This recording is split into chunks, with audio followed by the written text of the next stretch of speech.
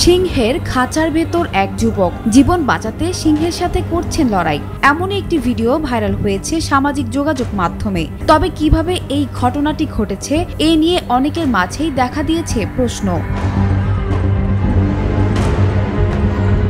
জানা গেছে ওই যুবক নেশাগ্রস্ত অবস্থায় সিংহের খাঁচার ভেতরে লাফিয়ে পড়ে। এরপর সিংহটির সঙ্গে পোষা কুকুর বা বিড়ালের মতো আচরণ করতে শুরু করেন।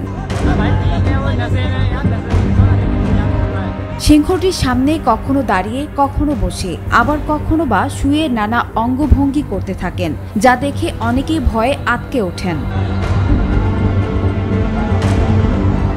লোমহর্ষক এই ঘটনাটি ঘটেছে দিল্লিতে। সংবাদ সংস্থা এএনআই দিল্লির চিড়িয়াখানার সূত্রে জানায়, দিল্লি বিহারের চম্পারণ জেলার বাসিন্দা রেহান খান নামের এই যুবক মাতাল অবস্থায় এমন উদ্ভট আচরণ করেন সিংহের সাথে।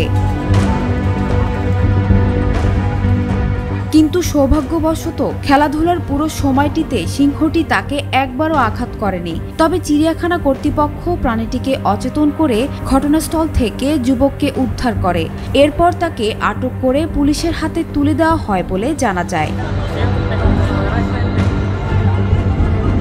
সানজানা তাবাসসুম, বৈশাখী সংবাদ।